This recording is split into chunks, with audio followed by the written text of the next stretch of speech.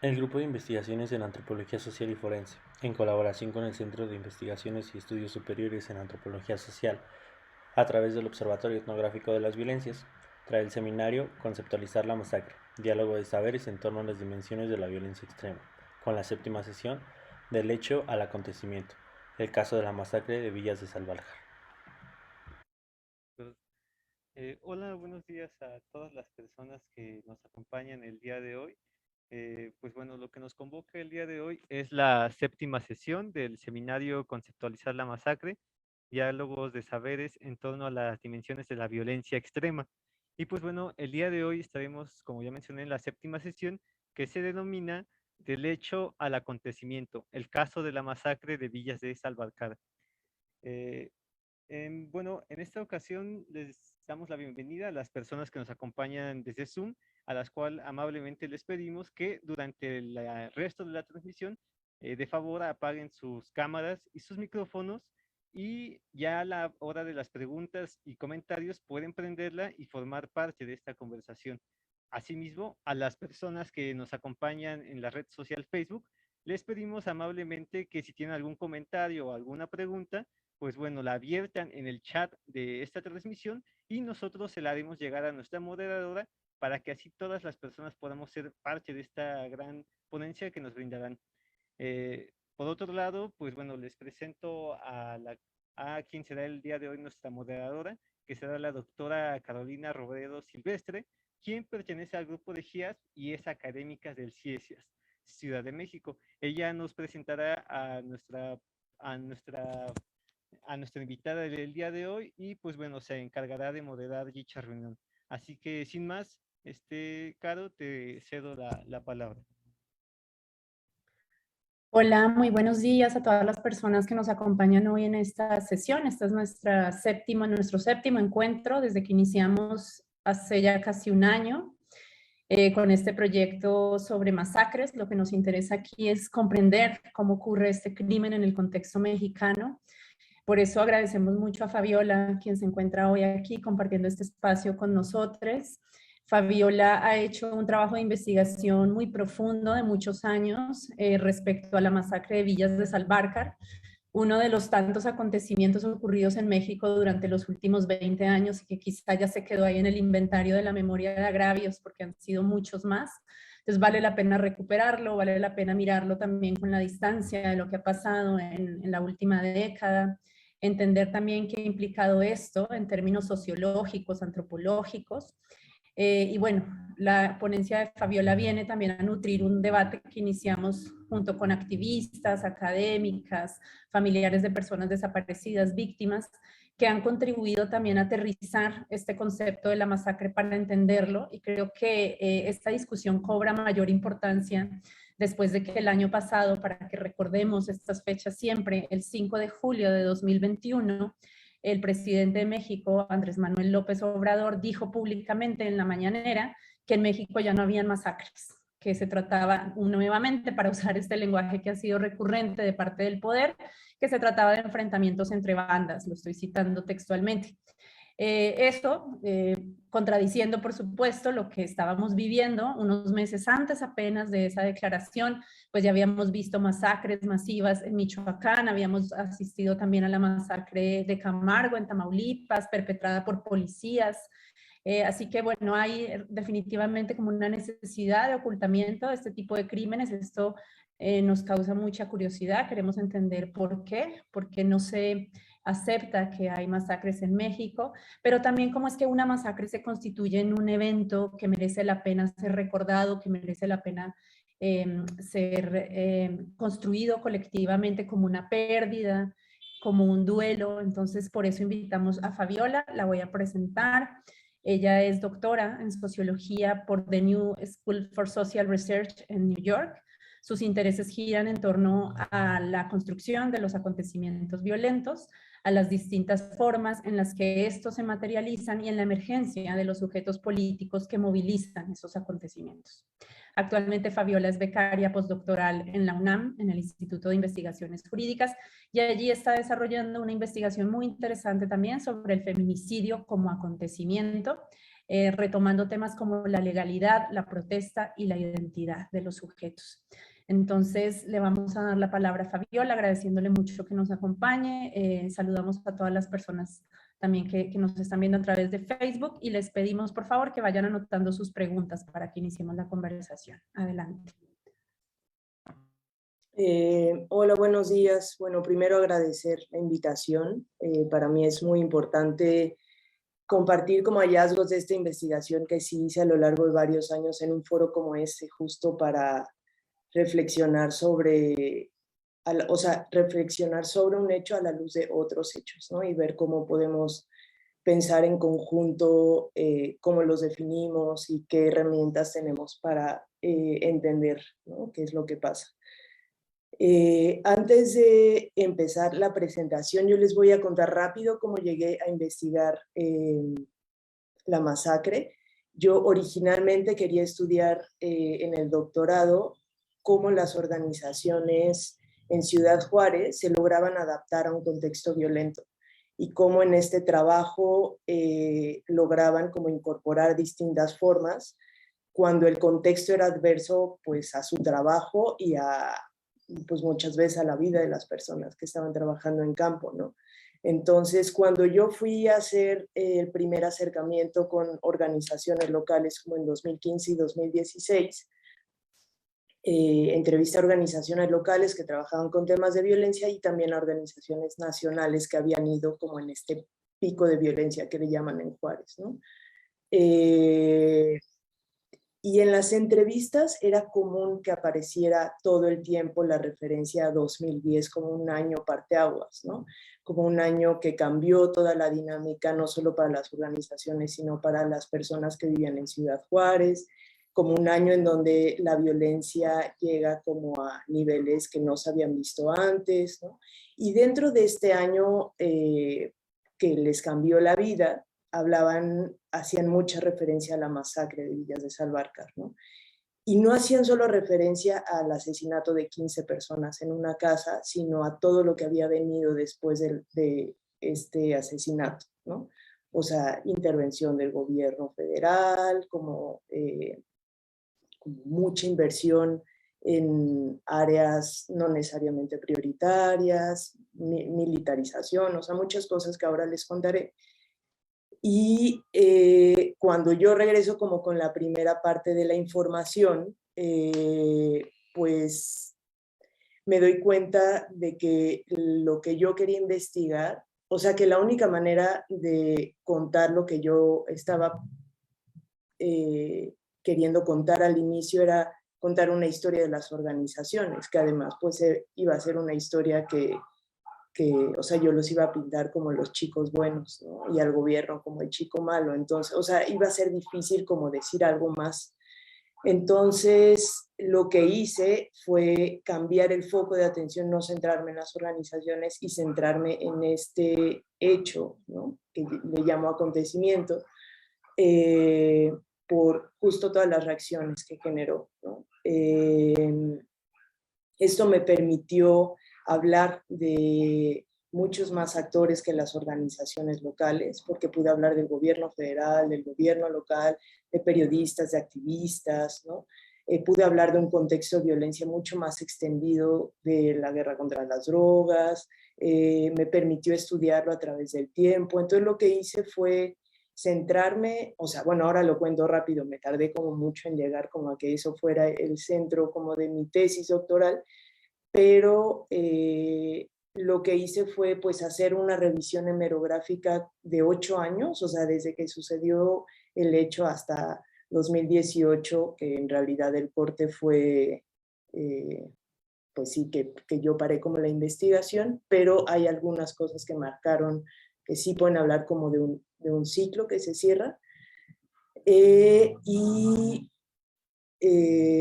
Entrevisté a organizaciones locales, nacionales, a personas de gobierno federal, activistas, a periodistas. Entonces, esto construyó como mi investigación, ¿no? Yo no voy a presentar todo sobre mi tesis, obviamente, más bien voy a reflexionar con esa información cómo podemos pensar las preguntas que ustedes están haciendo acá, ¿no? ¿Qué significa una masacre? ¿Qué elementos tiene una masacre? y qué nos ayuda para pensar, o sea, qué hace esa categoría para pensar otros hechos en México, si es pertinente o no y qué elementos habría que tomar en cuenta, ¿no? Entonces, voy a compartir pantalla para una presentación.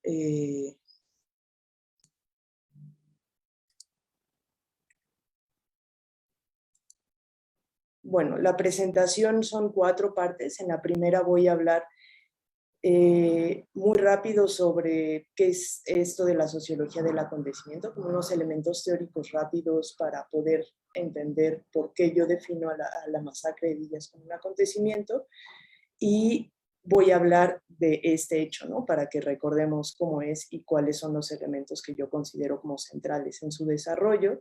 Después hablaré de las implicaciones de nombrarla como una masacre y qué elementos de masacre encontré que deja ver este acontecimiento sobre Juárez y sobre otras formas de violencia y qué elementos nos ofrece este caso para comprender otros, ¿no? También aquí quiero hacer una aclaración, como que yo no me cuestioné en la tesis nunca, ni en mi investigación hasta que hablé con Carolina sobre las implicaciones de que se le nombrara como una masacre, como que para mí estaba como dado por hecho, ¿no? O sea, como que siempre estuvo ahí presente y en el contexto de Juárez y en el contexto de Chihuahua, no, o sea, probablemente se quiera ocultar y demás, pero ahorita les voy a enseñar algunos datos, o sea, es como un concepto que está muy presente. Entonces yo es algo que hasta ahora he estado como reflexionando sobre eso y me parece como pertinente que después de que yo hice como esa investigación de tantos años, ahora yo le cuestione cosas a esos propios datos, ¿no?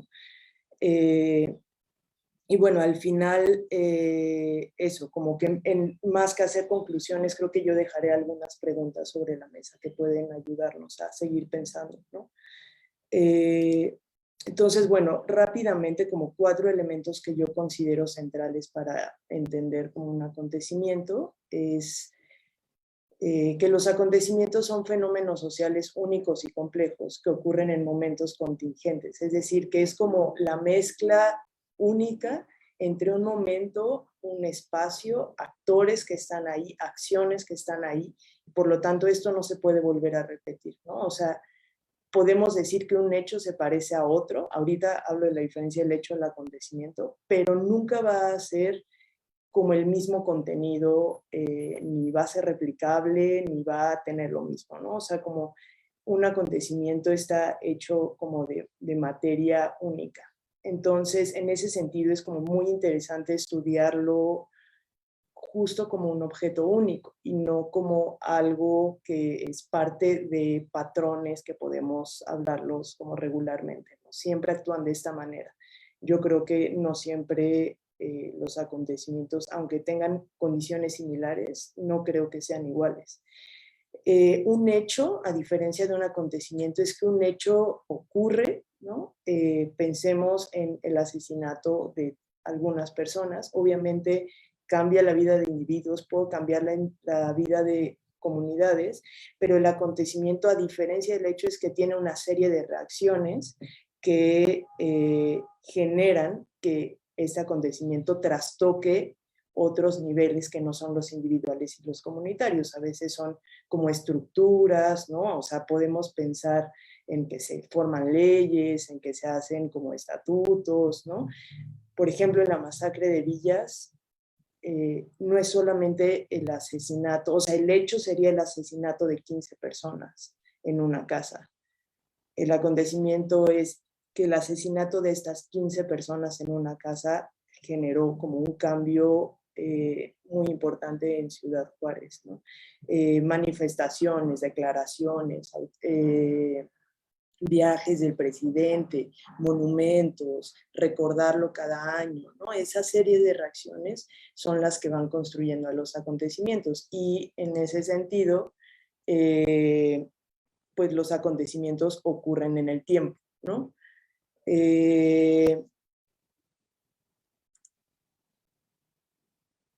Normalmente cuando un hecho ocurre, que después se transforma en un acontecimiento, genera un estado de shock ¿no? Que no sabemos qué pasa, hay incertidumbre, no sabemos si eso se va a convertir en algo más, ¿no? O sea, probablemente a muchas de nosotros nos ha pasado que vemos algo en las noticias y decimos, esto va a ser como un punto nodal, y a veces pasa y a veces no.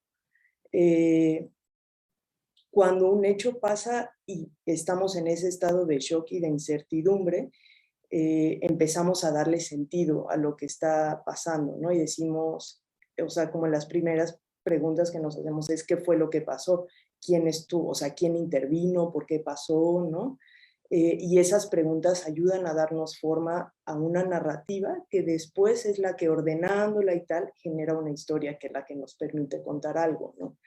En ese sentido, quienes hacemos eso somos quienes estamos alrededor de los acontecimientos, los sujetos políticos, ¿no? O sea, los hechos y los acontecimientos no nacen como tal, sino que los vamos construyendo y los vamos moldeando con cada cosa que hacemos. O sea, a partir de que ocurre el asesinato de 15 personas, que llegan periodistas, que llegan autoridades, que hay declaraciones, se empieza a generar algo que antes no existía en el mundo, ¿no? Esos son como los elementos que yo considero centrales para entender como a los acontecimientos en general, ¿no? Esto es como de la sociología del acontecimiento, que es como una parte histórica de la sociología. Y para recordar villas, una de las preguntas que nos podemos hacer es ¿qué fue lo que pasó? ¿No? O sea, es una fiesta de cumpleaños para un joven de 18 años. Se reúnen en una casa, en un fraccionamiento que se llama Villas de Salvarca, un sábado a las 10 de la noche. O sea, vale recordar que era este momento, o sea, 2010, ya llevábamos varios años de la estrategia de seguridad de Felipe Calderón, entonces ya hacer cosas en casas era lo seguro, porque ya ocurrían muchas cosas en la calle, en los bares, ¿no? Entonces, una estrategia que las personas que vivían en contexto de violencia hicieron era, pues, mantenerse como en los lugares más íntimos, ¿no? Entonces, hacen una fiesta en una casa. También es importante decir que la casa en donde se hace la fiesta no era habitada, pero las dos de al lado sí, ¿no? O sea, la 310 era donde asesinan a la mayor cantidad de personas, pero la 308 y la 306 sí estaban habitadas. Entonces ahí estaban los papás, como que personas que estaban enteradas, eran personas, o sea, había alrededor en las tres casas como 50 personas, y estaban todas enteradas de que se estaba llevando a cabo una fiesta. Lo que pasa es que llega un comando armado.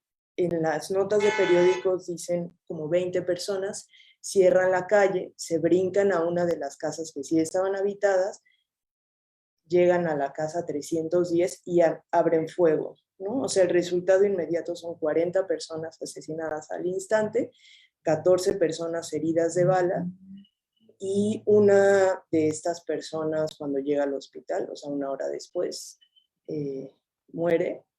Entonces el total fueron 15 personas asesinadas en esta fiesta. 10 de estas personas eran estudiantes, eran 6 menores de edad, 4 de 18 y 19 y 5 adultos. De estos 5 adultos eran 4 que estaban en las casas aledañas, que intentaron saltarse para ayudar a los jóvenes, y un señor que tenía un puesto de comida fuera de la casa, ¿no?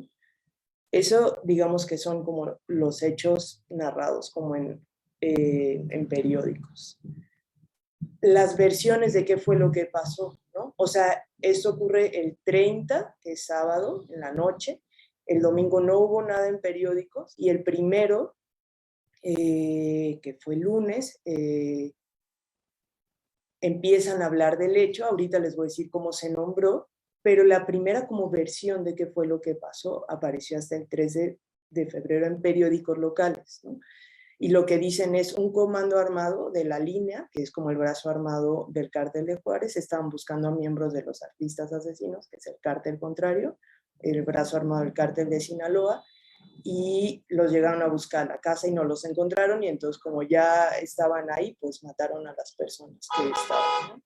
Se habla de presuntos culpables desde el principio. Primero se habla de José Dolores Arroyo Chavarría, a quien detienen en un operativo en donde, en un operativo con, pues, no sé, un enfrentamiento con el ejército, y en este enfrentamiento asesinan a El Rama, que era otra persona que en teoría estaba dentro de este grupo de personas que cierra la calle, y José Dolores se asume como halcón y él dice que sigue instrucciones del Diego, ¿no? El 6 de febrero aparece Israel Arzate como otra persona vinculada también al hecho. El caso de Israel Arzate se vuelve un caso en sí mismo porque él dice a los periódicos que él está declarando su culpabilidad bajo tortura, y esto se vuelve un caso en sí mismo.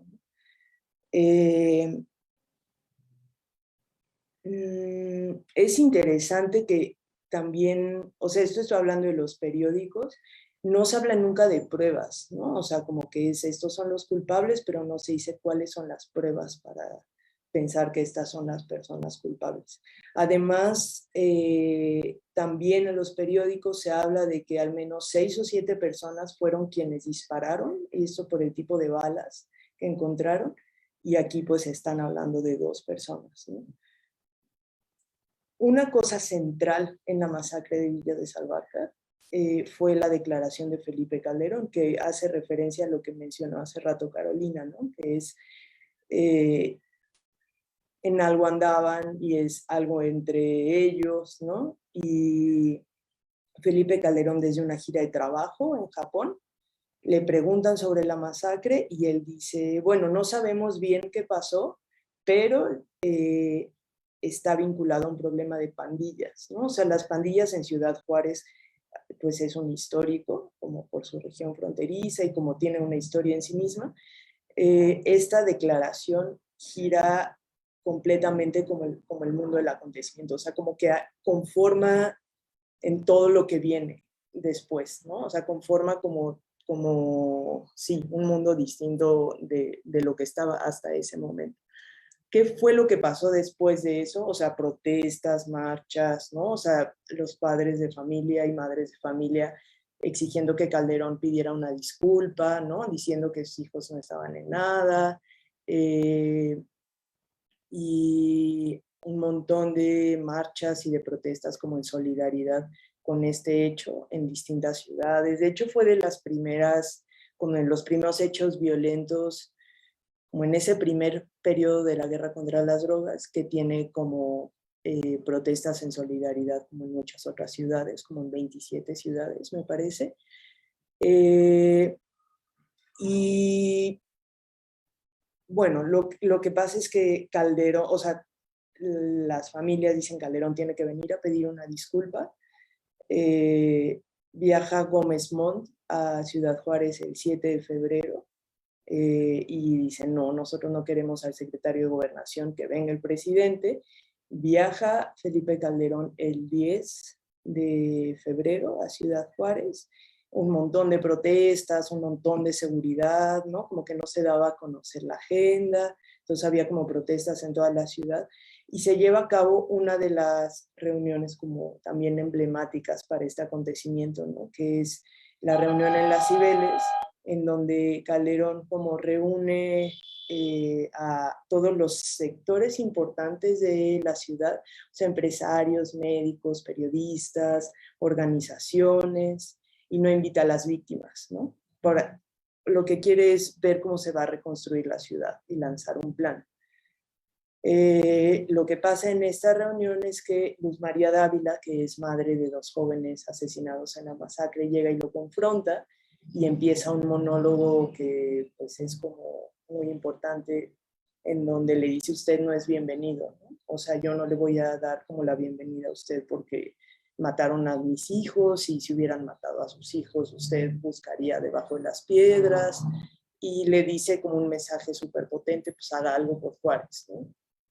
Esta reunión se transforma como en una plenaria, donde pues sí, todo el mundo acabó hablando de los problemas de Juárez, y unos días después se anuncia Todos Somos Juárez, que es una de las estrategias como más importantes de este periodo, con una cantidad de dinero sin precedentes, ¿no? Para llevar a cabo 160 acciones en un año, con el fin de reconstruir la ciudad y el tejido social. Esto se alargó un poco más de un año, era principalmente como llevado por el gobierno federal, y eso es lo que sucede en los 10 primeros días después de la masacre. Lo que sucede a la larga es que hay cosas referentes a la masacre que siguen como haciendo que la masacre siga presente, ¿no? Por ejemplo, el caso de Israel Arzate es muy importante. Después de la declaración de Israel Arzate de haber sido torturado, o sea, el caso lo toma una organización nacional de derechos humanos que hace acompañamiento legal, y, o sea, logra cosas como tener, o sea, en vez de estar como detenido, estaba en su casa, igual detenido, pero al final, 3 años después, sí logran que Israel Arzate haya sido liberado por tortura, ¿no? O sea, prueban tortura.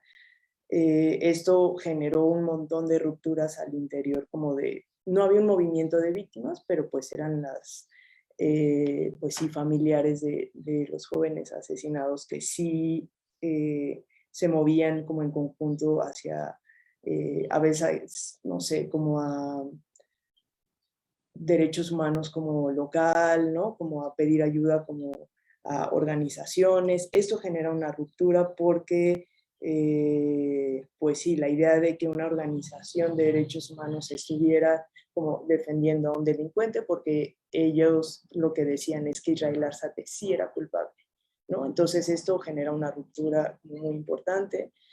Otra cosa importante que tiene también como su propio devenir en el acontecimiento es como que el movimiento por la paz culmina su primera caravana por la paz hacia el norte en Ciudad Juárez y llega a Villa de Salvarcar, y Luz María Dávila es oradora, además de todas las referencias de Luz María Dávila como una de las figuras de víctimas como más importantes de ese periodo, ¿no? Como por haber encarado la autoridad.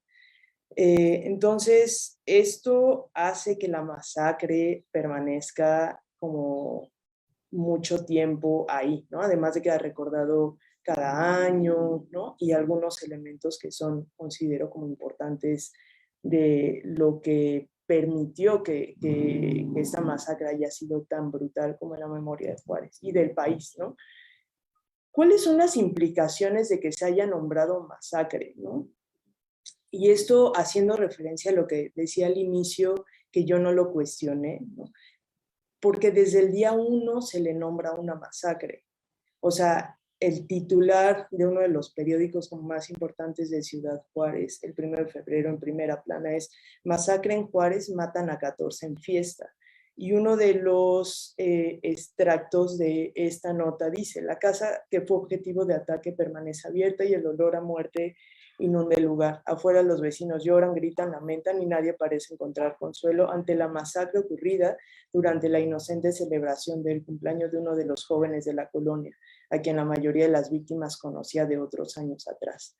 Creo que en este extracto hay muchos de los elementos que son los que hicieron de este hecho algo que permaneció en la memoria de muchas personas, ¿no? O sea, que haya sido en una casa que, aunque no era habitada, sí era usada por estos vecinos, el que haya sido una fiesta de cumpleaños para jóvenes de 18 años y menos, que estos jóvenes además eran jóvenes conocidos por ellos, o sea, eran como vecinos, como estos elementos de inocencia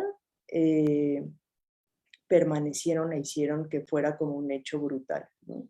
Otro titular en otro periódico importante de Ciudad Juárez, que es El Norte, dice: masacran a 14 en fiesta estudiantil, ¿dónde están los miles de policías? Y aquí hay otra referencia importante, que es el que sean estudiantes, ¿no? Como tal, el nombre de la masacre de Villas de Salvarcar aparece por primera vez en periódicos, o lo que yo encontré fue el 3 de febrero, o sea, 3 días después.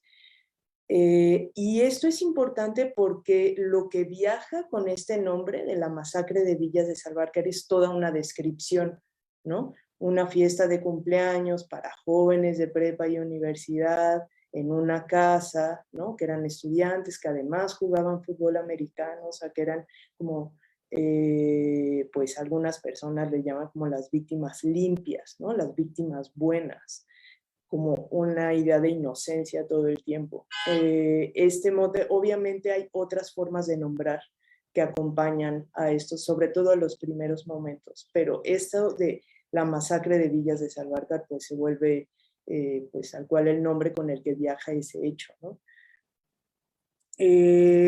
Otras formas de nombrar que yo encontré los primeros días, o sea, por un lado están los como delitos, ¿no? O sea, las otras formas de nombrar lo que no sea masacre, que hablan como del hecho brutal que pasó en ese lugar, ¿no? Una emboscada, una ejecución múltiple, una ejecución masiva, un crimen masivo, multihomicidio, delito de alto impacto, fusilamiento, multiejecución.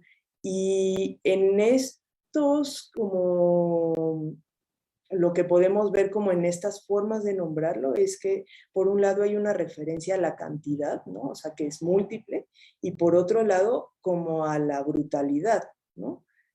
Fusilamiento, ¿no? Ejecución, emboscada. Y por otro lado están las...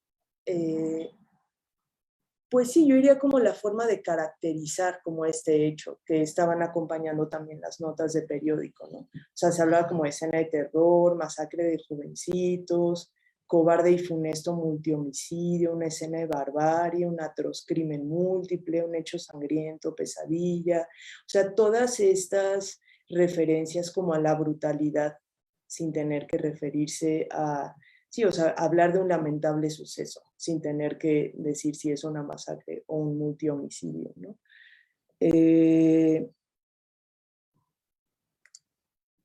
Lo que yo encontré que son como elementos de la masacre, digamos, que podrían servir para pensar qué elementos de masacre tiene este hecho en particular. Yo diría que son tres dimensiones. Por un lado está lo espacial, ¿no? Que sucede en una casa, que aunque era una casa deshabitada, era una casa en uso, que sucede en un fraccionamiento de interés social. Esto para quienes vivimos en la Ciudad de México, los fraccionamientos normalmente son los lugares donde hay seguridad, donde son como que son más cerrados, como que estás más protegido. En Ciudad Juárez está lleno de fraccionamientos de interés social porque son el tipo de vivienda a la que puedes acceder como con prestaciones laborales. Y, por ejemplo, en Villas de Salvarcar había 700 casas iguales todas, no había vigilancia, o sea, no especial del fraccionamiento, y el promedio, el tamaño de la casa son 60 metros cuadrados, ¿no? Y esto sucede dentro de la ciudad. Si es una zona que está muy al sur, está como a la altura del aeropuerto, un poco más abajo del aeropuerto, pero es todavía la ciudad, o sea, es como muy, muy ciudad, ¿no? Y esto espacial creo que impacta mucho porque sí, o sea, esto pasa además en un lugar que es como completamente habitado, ¿no? Donde estaban las personas como durmiendo o cenando ahí. Entonces, creo que lo espacial es importante para tenerlo en cuenta. Lo otro que creo que es importante es lo temporal o situacional, que es una fiesta de cumpleaños un sábado en la noche, ¿no? Cuando, repito, o sea, las fiestas de cumpleaños y las reuniones en casa era lo seguro que podían hacer los jóvenes en ese momento, ¿no? Porque salir ya no era una opción. O no era seguro, pero de pronto esta masacre lo que hace es como pues tampoco en la casa está seguro, ¿no? ¿Y quiénes eran las víctimas? Creo que esto es otro elemento bien importante de esta masacre en particular, que eran estudiantes, deportistas, menores de edad, y cuántos eran, ¿no? O sea, eran 15 personas, fueron 14 hombres y una chica, y que además bueno, eso, como estas referencias al ser estudiante, al ser deportista, pues no andaban en nada mal, ¿no? O sea, ese es como lo que está como poniéndose en evidencia como todo el tiempo, como cuando, y que confronta como la narrativa del gobierno cuando dicen algo andaban, pues no andaban en nada. Que incluso también lo dice Luz María Dávila, ¿no? O sea, como mis hijos eran estudiantes, no tenían tiempo para andar en la calle, o sea, como cuando confronta a Calderón, es como algo que lo pone sobre la mesa, ¿no? ¿Qué es lo que deja ver este acontecimiento sobre Ciudad Juárez?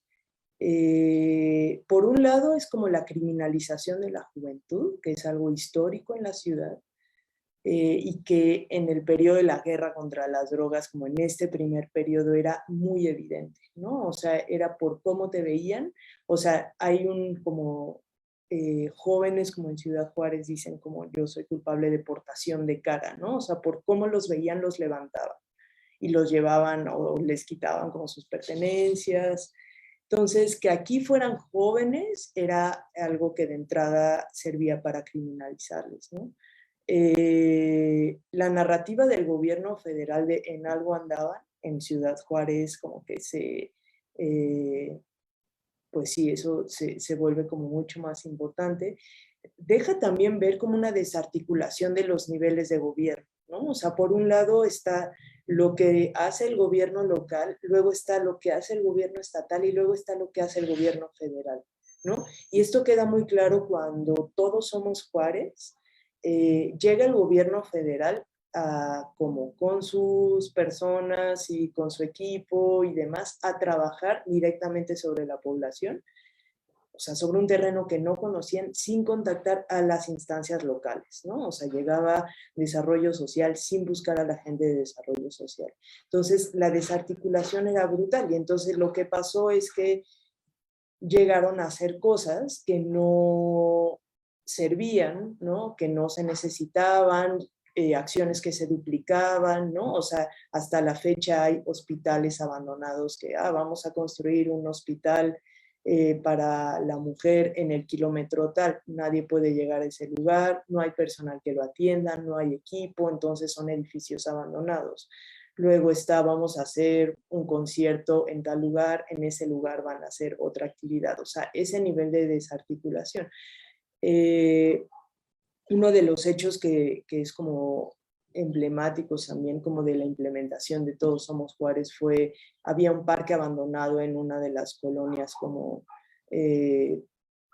pues como más complicadas de Ciudad Juárez, y dice el gobierno federal, vamos a recuperar ese parque. Entonces recuperan el parque, hacen una cancha de fútbol y en la inauguración de esa cancha de fútbol asesinan a unos chiquillos que estaban jugando fútbol. Ese parque estaba abandonado porque era como una esquina que colindaba con varias pandillas, ¿no? Entonces estaba abandonado por algo y el gobierno federal no preguntó y bueno, pasaban ese tipo de cosas, ¿no? Hay una clara como falta de diligencia en la investigación a todos los niveles, pero también además hay cosas importantes, ¿no? O sea, y que es como la parte positiva, digamos, como la figura de víctima activista, o sea, la figura de, por ejemplo, Luz María Dávila confrontando a Calderón, ¿no? Que esto, no sé, podemos recordar a otras figuras, por ejemplo, a madres de víctimas de feminicidio desde los 90, ¿no? Como yendo a encarar a las autoridades. Y la participación de sectores en la exigencia de justicia, ¿no? Como de otros sectores que no son a los que no estamos acostumbrados, como los médicos, los empresarios, estudiantes, personas de academia, activistas, ¿no? Como muy involucrados por ejemplo, preocupados por el tema de seguridad, ¿no? ¿Cómo se conecta este hecho con otras formas de violencia? O sea, estos son, por ejemplo,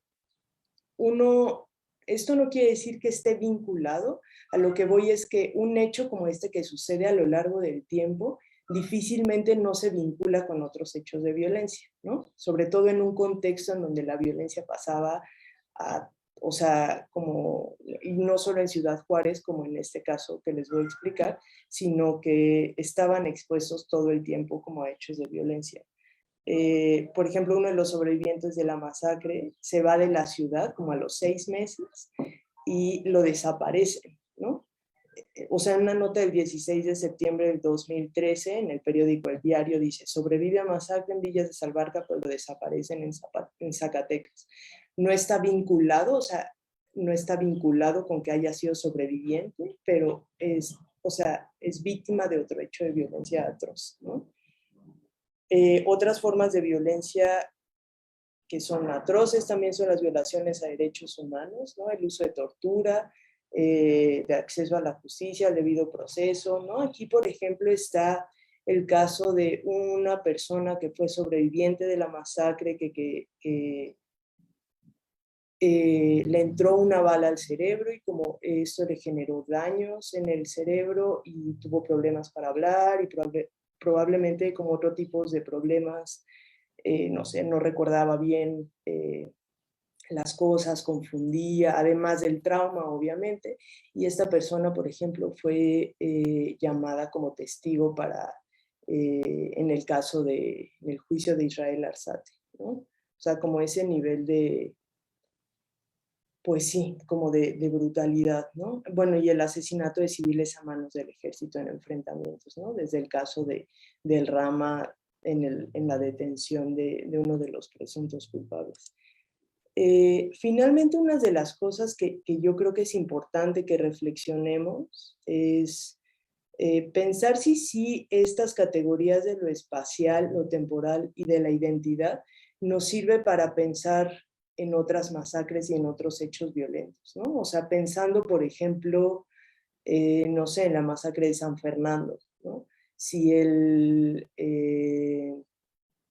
si el que haya sido en San Fernando y no en Tampico, por ejemplo, ¿no? O sea, si la ciudad como importa, si la lejanía como a centros urbanos, sobre todo, en qué momento ocurre, ¿no? Y quiénes eran las víctimas, el que haya sido migrante, si importa o no importa, ¿no? A mí otra cosa que me llamó la atención es la importancia como de lo espacial traducido a nombres, ¿no? Por ejemplo, en este mismo caso de San Fernando, en la masacre de Villas el nombre es el nombre de un fraccionamiento, ¿no? No es la masacre de Juárez. Y esto puede hablar de frecuencia, ¿no? O sea, y más bien habría que preguntarse si solo habla de frecuencia, de cómo pasa tanto en Juárez, hay que ver dónde pasa. Y les voy a poner como un ejemplo en octubre de ese mismo año, o sea, 10 meses después de que pasa la masacre de Villas de Salvarca, hay una masacre con condiciones muy parecidas en un fraccionamiento que se llama Horizontes del Sur, muy cerca de Villas de Salvarca. 15 jóvenes asesinados festejando una fiesta de cumpleaños de alguien de 15 años, ¿no? Un comando armado, ¿no? Y esto no generó como este nivel de movilización que generó la masacre, ¿no? Sin embargo, se le nombra como la masacre de Horizontes del Sur. Lo que pasa es que no tuvo ni esta visibilidad, ni tuvo este tipo de declaraciones, no hubo una estrategia que respondiera a esto. Probablemente las familias de las víctimas se movilizaron, pero no fueron escuchados. O sea, hay muchos otros factores que no sabemos, ¿no? Y que requerirían como más investigación. Pero a lo que voy es que se llama la masacre de Horizontes del Sur, ¿no? Y ahorita les voy a pasar una cronología que es brutal, que nos lleva a pensar, pues sí, que no solo podemos hablar de las masacres de Ciudad Juárez, ¿no?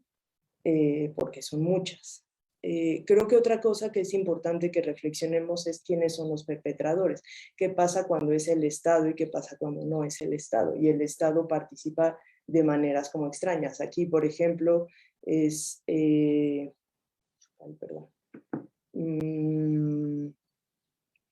dicen que las autoridades llegaron 1 hora después de que se les avisó que estaba pasando esto, ¿no?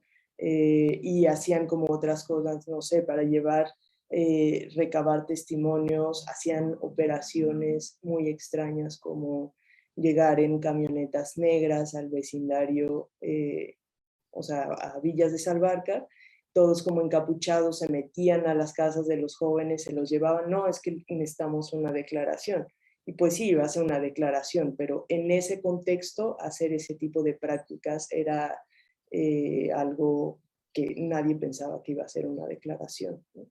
Entonces, la participación del Estado en sus niveles distintos de gobierno, pues digo, vale la pena como analizarla, ¿no? Pero en este caso, pues no se habla como de que los perpetradores fueron el Estado, ¿no? O sea, participan de otras maneras, pero creo que es importante pensar, sí es importante la identidad de los perpetradores, que nos dice que sea alguien del crimen organizado, que contribuye como al debate, ¿no? Y que le quita al debate también. Y otra pregunta que a mí me surgió y que quizá vale la pena también reflexionar sobre eso es si necesitamos saber cómo ocurrió, si necesitamos tener una narrativa como la primera o de las primeras preguntas que yo intenté responder, ¿no? O sea, ¿qué fue lo que pasó? Si eso es necesario para que nosotros podamos decir, sí fue una masacre o no fue una masacre, ¿no? Por ejemplo, estoy pensando en qué pasa si solamente se encuentran a los cuerpos, ¿no? O sea, si no hay como alguien que cuente, no, es que cerraron la calle, es que llegó un grupo armado. ¿Qué pasa si llega alguien y ve en una casa 10 cuerpos tirados, ¿no? O sea, si podemos hablar de una masacre o si necesitamos tener una narrativa de la masacre. Bueno, y después de esas preguntas voy a pasar solo esta lámina. Esta información aparece tal cual en un periódico en el Heraldo de Chihuahua el 5 de febrero de 2018 y se llama Cronología de Masacres en Chihuahua en 10 años, ¿no? Son 14 masacres, o sea, en todo el estado. Y aquí hay como varias que son, sobre todo en la primera parte, como que son importantes, ¿no? Sobre todo para pensar como en la identidad de las víctimas. O sea, de 2008 a 2010 se hablaba de estas masacres o asesinatos múltiples, porque muchas veces no se les llamó masacres, en centros de rehabilitación, ¿no? Y sí, recuerdo notas de periódico en donde era pues probablemente eran o sea, exadictos que estaban saldando cuentas, ¿no? O sea, esa era como la primera que venía. O sea, al final eran 9 víctimas, después que una masacre ocurra en un bar, ¿no? O sea, 11 personas asesinadas, después internos en el kilómetro 33, Centro Aliviane, que también es un centro de rehabilitación, el centro de rehabilitación anexo de vida, y la cantidad de personas son 17 personas, 10 personas, ¿no? 20 internos, o sea, son números brutales. Y estos no se convierten como en o sea, como en la categoría de acontecimiento no, que yo usé, como que aquí no aplica, porque esto se olvida, digamos. O sea, esto no generó todo lo que generó la otra masacre, no eran los estudiantes que fueron asesinados, ¿no? O sea, igual eran 17 personas. Bueno, aquí está la masacre de Villas, ¿no? Acá está la de Horizontes del Sur. Personas abatidas mientras celebraban un triunfo de béisbol. O sea, lo situacional cambia todo el tiempo, ¿no? Y a todas estas se les cuenta como masacres. Aquí vale la pena pensar si es el número de personas, porque al menos en esta habría que revisar cómo se les nombra en el momento en el que ocurrió el hecho, ¿no? Pero no se hace mucha referencia a cómo fueron como asesinados. Y aquí también habría que preguntarnos si eso importa para las masacres, ¿no? O sea, importa el uso de violencia, pero yo creo, pero no qué tan explícito tiene que hacerse, o sea, a menos de que aquí ya de entrada se esté asumiendo que por el número de personas estas son masacres, ¿no? Y bueno, en realidad esta nota yo la quería presentar nada más para, o sea, un poco haciendo referencia y como un guiño otra vez a lo que Carolina decía hace rato, ¿no? O sea, que no ocurren masacres en México. Esto fueron 10 años, o sea, seguro se puede hacer el conteo todavía de lo que está pasando y es brutal, ¿no? O sea, por supuesto que se tiene que hablar de masacres y lo que hay que pensar es no solo para qué nos sirve pensar en masacres, sino como... Sí, o sea, ¿por qué ocurre esto? ¿Por qué ocurre... sí, porque tenemos este tipo de crimen atroz, ¿no? Como ahí atrás, además de todos los otros, ¿no? Que eso no opaca a todos los otros. Y bueno, esa es la presentación que yo tengo. Muchas gracias. Fabiola, muchísimas gracias a ti. En verdad que pues ha sido una exposición muy nutrida de datos, de análisis, que nos ayuda también como a avanzar en la comprensión de este crimen en México. Has hecho una arqueología de un acontecimiento que ya ha pasado hace más de una década, pero que aún así sigue siendo materia de discusión y de análisis, ¿no? Creo que todas las masacres que se han construido como acontecimientos en México merecen un análisis tan riguroso como el que tú has hecho en este caso. También pues es una apuesta política por la memoria, ¿no? Porque es que se nos van olvidando estos acontecimientos, entonces recordar esos nombres, recordar las características de las víctimas y la hazaña y la crueldad con que fueron asesinadas es también pues una manera de dignificar esas luchas, ¿no?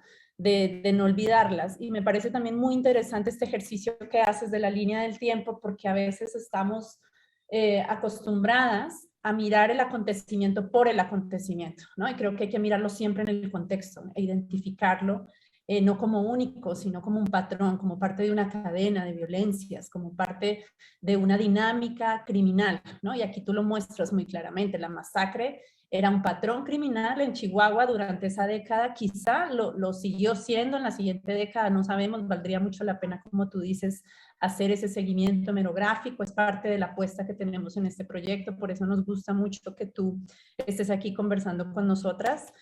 Haces también una contribución muy importante en términos del análisis de la masacre, creo que la dimensión temporal, espacial de las víctimas es fundamental. Y esta dimensión espacial en particular me parece bien interesante, porque claramente se está hablando aquí de una masacre que ocurrió en un espacio refugio, en un hogar, en un espacio considerado seguro, ¿no? Un espacio que ha sido roto por la violencia desde adentro, en un espacio que es de uso cotidiano, que después de la masacre se sigue habitando, usando, circulando, ¿no? Y todas las implicaciones que tiene eso para un barrio, para sus habitantes. Pienso eso a diferencia de masacres como la que ocurrió en el Casino Royal en Monterrey, en épocas también como concurrentes con esta, que pues un casino es como un no lugar, un lugar al que la gente va temporalmente, quizás sí construye vínculos, pero no son vínculos sociales de arraigo, no necesariamente como en un barrio. ¿Qué implica la espacialidad ahí en esa masacre? Me llama la atención que, por ejemplo, en la masacre de Monterrey se usa mucho la palabra atentado terrorista, ¿no? A diferencia de este, ¿por qué atentado? ¿Por qué no masacres? Por la calidad de las víctimas, es por la calidad de la violencia. Y bueno, tú aquí sí defines por lo menos dos características, una cualitativa que tiene que ver con la brutalidad con la que ocurren los hechos y una cuantitativa, y es el número de víctimas. Digamos que esta es la base para que podamos empezar a construir un concepto de masacre, pero obviamente nos llevamos a hacernos un montón de preguntas sobre si es necesario saber cómo ocurrió el hecho para considerarlo masacre, o si teniendo un número de víctimas de 3 o más que fueron brutalmente asesinadas porque vemos las huellas de la violencia, con eso ya podemos decir que eso es una masacre, como ocurre con el caso de Cadereyta o San Fernando. En realidad, bueno, en San Fernando sí hubo testigos de cómo ocurrió la masacre, en Cadereyta no, y aún así se le llama masacre, y eso es un posicionamiento social y político que también tiene que ser comprendido, ¿no? También creo que hay algo importante en términos de la temporalidad de la masacre que tú nos pones aquí, tiene que ver con el antes el durante y el después de la masacre, ¿no? Creo que eso es un análisis longitudinal necesario para entender este tipo de crímenes, porque en el antes de la masacre creo que está ocurriendo algo que no se ve, pero que tiene que ver con la construcción de la víctima. Es decir, se mata a la víctima antes de ser asesinada, se le mata socialmente al señalarla, al estigmatizarla, ¿no? Entonces, sí hay como una construcción de la víctima como objetivo fácil, como objetivo legítimo. Entonces, bueno, pues es que eran sospechosos, bueno, es que eran drogadictos, bueno, es que estaban en malos pasos. Y esto sucede también en las masacres en Guatemala, en las masacres en Colombia, donde hay una construcción del otro como enemigo, como insurgente, como enemigo de la patria. Entonces las masacres se legitiman desde antes de que ocurran, ¿no? Entonces esto es el antes de la masacre. Pero también el después de la masacre, cómo continúa el acontecimiento, sus huellas, ¿no? Sus huellas en las familias, en las víctimas, pero también en todo lo que circula en torno a los sujetos que se movilizan por la defensa de las víctimas, pero también en el Estado y cómo perpetúa las violencias a través de otras violencias institucionales, de la impunidad, etcétera, ¿no? Entonces creo que la dimensión temporal y la dimensión espacial es una gran contribución que estás haciendo al análisis de la masacre de Villas de Salvarcar. Es interesante que después de que hayamos conversado hayas hecho este gran esfuerzo y un ejercicio que lograste muy bien de pensar ese análisis desde el concepto de masacre, porque claro, ya habíamos dado por sentado, bueno, es una masacre porque así se le llamó.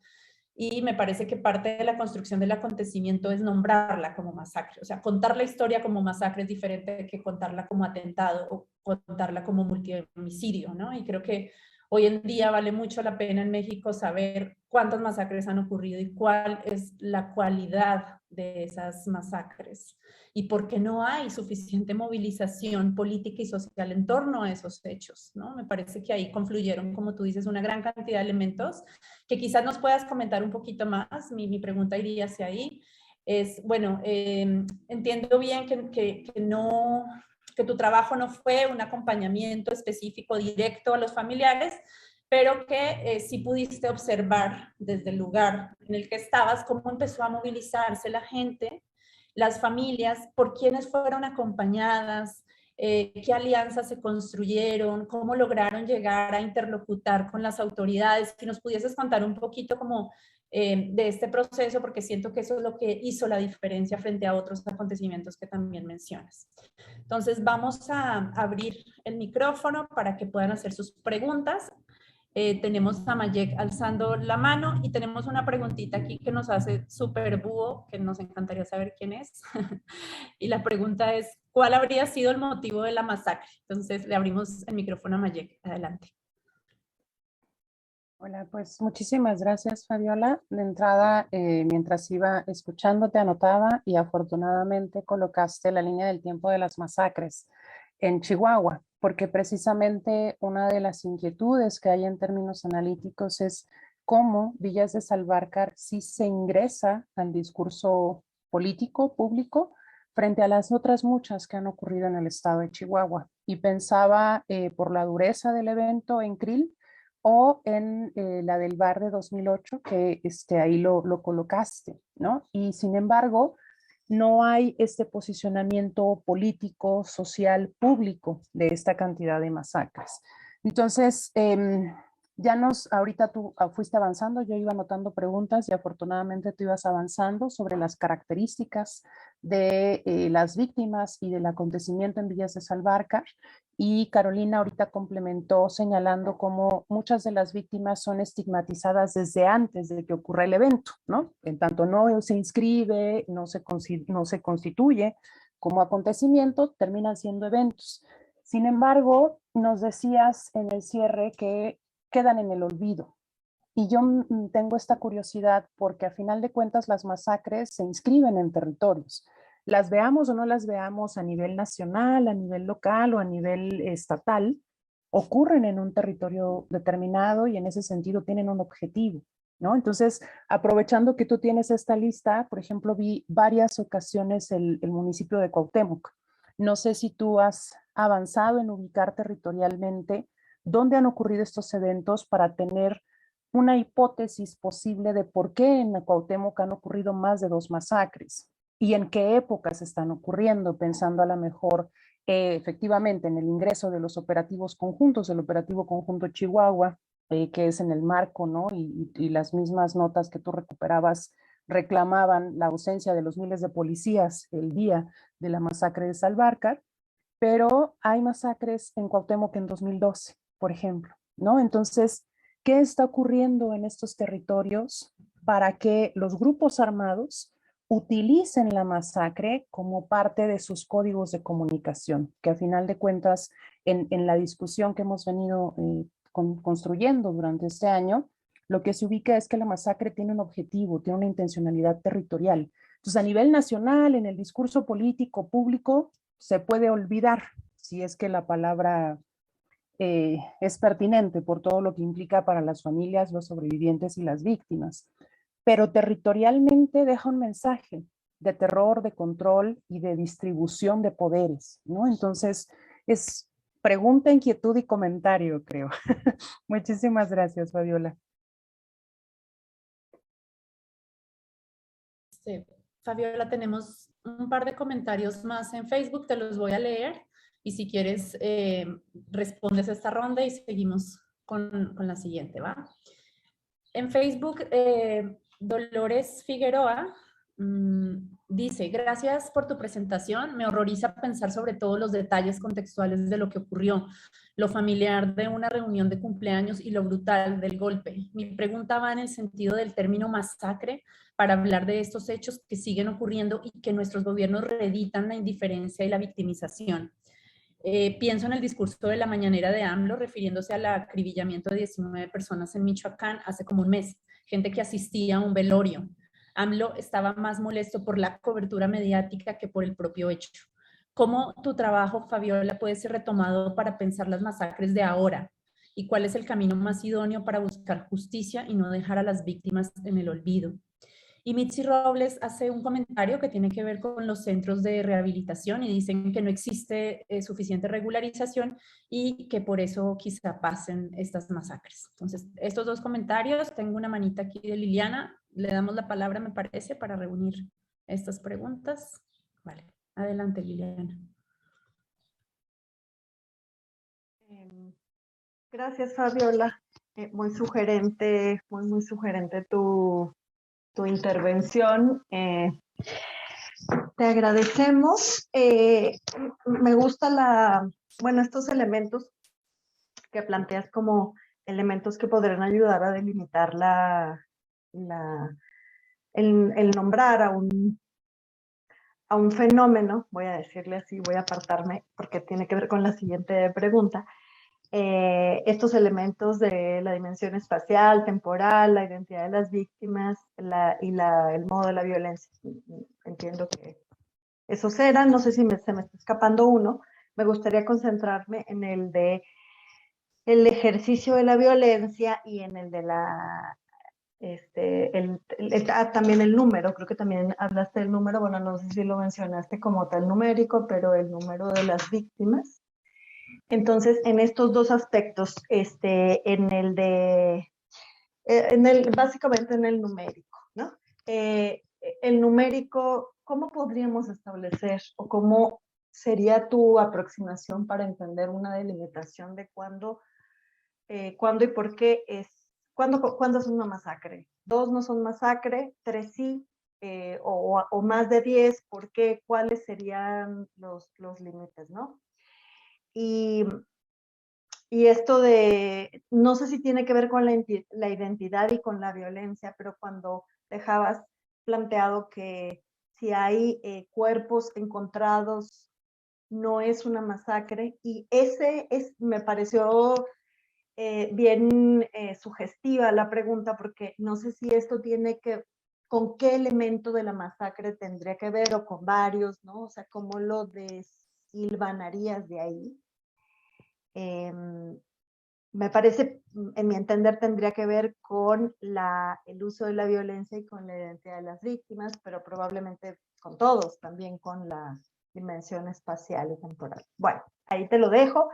Y la otra pregunta es tal vez pues una precisión o estas inquietudes pues mucho más académicas, ¿no? Muy de puntillismo académico, que es, tú hablas de hecho, hablas de acontecimiento, y hablas, creo que también se mencionó, no sé si tú o Caro o alguien más hablaba de evento.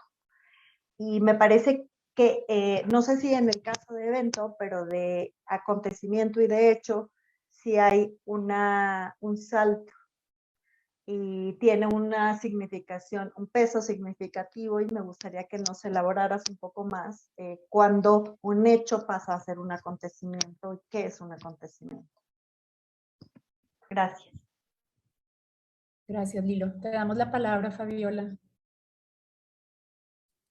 Sí, voy a empezar de atrás para adelante. Voy a dejar esta como más teórica al final, y porque creo que las otras están conectadas. Sobre esta pregunta que hace Liliana sobre las dimensiones que yo creo que pueden importar para definir una masacre o no, cómo establecer cuántos, o sea, qué horrible, ¿no? Pero no, la verdad es que yo creo que no, ninguno de los elementos que yo creo que sirven para pensar las masacres, ni la identidad, ni lo espacial, ni lo situacional, ni el número de víctimas, ni la brutalidad por sí misma, creo que solas permiten que haya una masacre. Es decir, yo creo que si hay, o sea, como 5 personas asesinadas, si no hay otros elementos que acompañen, como por ejemplo, en dónde ocurre, ¿no? la brutalidad o el ejercicio como de la violencia sobre esto, no necesariamente 5 personas se convierte, o sea, 5 personas asesinadas se convierte en una masacre. Puede ser que sí, pero yo creo que es una combinación de estos elementos, ¿no? En donde importa dónde, cómo, cuántos, ¿no? Y yo ahí quitaría, o sea, yo creo que la identidad de las víctimas sirve para hacer la narrativa, pero no necesariamente para que se les denomine políticamente como una masacre, ¿no?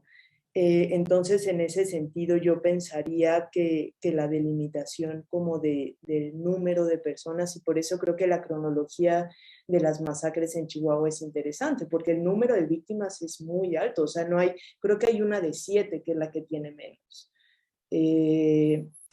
Igual 6 es brutal, 5 es brutal, ¿no? Pero yo creo que si no está acompañado de los otros elementos, difícilmente se categoriza como de esta manera, ¿no? Puede ser que se deba categorizar, pero yo creo que no necesariamente nos ayuda a avanzar como que lo hace una masacre, el definir. Si no hay tantas personas, no es una masacre. Yo creo que es como la combinación de los elementos, ¿no? Y en ese sentido, pues sí, ¿qué pasa que si encontramos como cuerpos, ¿no? O sea, ¿qué pasa si no tenemos como una narrativa completa de eso, aunque sean 10 cuerpos, el tipo de violencia que se puede ver o el lugar donde se encuentran, si no es parte como de una masacre? Yo creo que eso también habría que volverlo a pensar, si importa encontrar solamente cuerpos, ¿no? Sobre la pregunta de, olvidé el nombre, de cómo nos ayuda a pensar esta masacre como en las masacres contemporáneas, y por qué hablar de acribillamiento. O sea, acribillamiento también es un término muy, muy fuerte. O sea, como que siento que el no usar el término masacre, yo creo que tiene una connotación, mi intuición es que tiene más una connotación política que un término como de, en donde el Estado acaba como inmiscuido, porque si no fue, o sea, si estaba involucrado como alguna parte del Estado en eso que ocurrió, y no le llamamos masacre, le llamamos acribillamiento, entonces que no está mal, ¿no? O sea, yo creo que sí, probablemente porque suena a hechos como que pasaban antes, ¿no? Y que eran políticamente como señalados, como el Estado de alguna manera participó en esto. yo creo que los elementos, o sea, eso es sobre la diferencia como por ejemplo de masacre y acribillamiento, porque se usa un término y no el otro. La cobertura de los medios, por ejemplo, el señalarlos, yo creo que en el caso de Villas de Salvarcar, la cobertura que hubo de medios era impresionante. O sea, yo a lo largo de 8 años, como que el corpus que constituí como de notas periodísticas era como de 1050 notas en 8 años. Es muchísima información. Y hay gente, o sea, hay periodistas locales que le dieron un seguimiento porque era parte como de su... digamos, como estaba asignado como a ese caso en el periódico, pero hubo, o sea, en este momento es también cuando empieza a surgir como el periodismo de investigación como local, ¿no? Entonces, hubo mucha cobertura y seguimiento por parte del periodismo local como de una manera solidaria y además, al final, las y los periodistas se vuelven partes centrales, no solo porque son quienes cuentan, sino porque son quienes acaban haciendo la investigación. O sea, por ejemplo, la declaración de Israel Arzate de yo declaré que soy culpable bajo tortura fue por una entrevista de una periodista, ¿no? De otra manera, no sé si hubiera tenido como visibilidad. Entonces, pues, que haya un señalamiento al periodismo por parte del gobierno, obviamente, pues no les gusta porque son quienes están haciendo la chamba, ¿no? Y quienes la han estado haciendo en contextos de violencia desde hace mucho tiempo. Entonces, yo creo que para pensar las masacres de ahora, o sea, yo creo que nos sirve pensar más o menos en qué tanta información, o sea, cómo la masacre de Villas nos ayuda a pensar las masacres de ahora. Yo creo que nos sirven estos elementos de pensar en las dimensiones temporales, espaciales, y la identidad de las víctimas, pero yo creo que también importa ahora que haya alguien que lo cuente, ¿no? Que haya alguien que nos cuente cómo pasó, que sí haya como una recuperación de los hechos fueron tales, porque si no, se va en una nota periodística. Y obviamente no es fácil que le den cobertura a estos temas pues sí, porque el contexto para el periodismo no es idóneo, pero yo creo que eso es lo que nos falta tener ahora, tener un poco más de cómo pasaron los hechos y eso permite también movilización, ¿no? Y permite identificar quiénes son quienes están dando testimonios y entonces esas personas se pueden empezar a movilizar o se pueden organizar, ¿no? Entonces yo creo que pues las masacres de hoy en día no tienen esa visibilidad porque no hay quien esté contando qué está pasando, ¿no? No porque no las haya, sino porque no está fácil contar y que pues sí, sin arriesgarse. Sobre la pregunta que hace Margaret, que es súper interesante, ¿cómo se ingresa la masacre de Villas en este contexto de masacres, ¿no? Yo me acuerdo que también una vez cuando entrevisté a una periodista local, le dije, yo estoy haciendo mi tesis sobre la masacre, en mi mente era la masacre, ¿no? Me dijo, ¿pero qué masacre? Y entonces dije, claro, pues no es tan fácil como, o sea, no es tan obvio para una persona que vive en este contexto y que esto lo ve en los periódicos o que esto es lo que le toca cubrir, saber de qué masacre, o sea, qué masacre tienes en la cabeza. Yo creo que la verdad es que no he hecho un análisis espacial, ni he hecho como, no me he dado a la tarea de ver qué es lo que pasa en Cuauhtémoc, que hay más masacres. Yo lo que creo es que la inscripción de la masacre de Villas frente a las otras, y si las podemos ver, les voy a volver a compartir como esa parte de esto. Ay, no. ¿Cuál es? Esa. Si Villas de Salvarcar ocurre en 2010, de estas 14, o sea, de todas las 14 que están enlistadas, las que ocurren en 2010 y 2011 que las tres son en Ciudad Juárez, ¿no? O sea, Villas de Salvarcar, Horizontes del Sur y la del torneo de béisbol, son claramente o sea, son situaciones que no tendría por qué haber una masacre, ¿no? O sea, un festejo de béisbol, no que las otras sí, pero a lo que voy es que es muy claro que esto son lugares, o sea, lo que decía Carolina, lugares que están protegidos, ¿no? Como una casa, que es como el lugar más íntimo, o un festejo de béisbol en donde pues la gente está festejando un triunfo de un equipo deportivo. En comparación a las otras, todas las otras ocurren en bares, ocurren en centros de rehabilitación, y creo que eso hace la diferencia, y me parece o sea, no estoy de ninguna manera diciendo que está bien, pero yo creo que es como muy claro que la identidad de las víctimas es distinta. No están en un bar, por ejemplo, ¿no? No están en un lugar en donde no tendrían que estar. No están en un centro de rehabilitación, no son internos. Entonces, estas tres creo que son claramente las que brincan en relación a, sobre todo a la narrativa de criminalización, en donde los jóvenes ya estaban desahuciados desde antes. O sea, como ya si eres joven de alguna manera vas a acabar mal, ¿no? Y puede ser que acabes asesinado en una masacre o que acabes siendo parte del crimen organizado. O sea, como esta narrativa de criminalización a la juventud sí es aniquiladora, ¿no?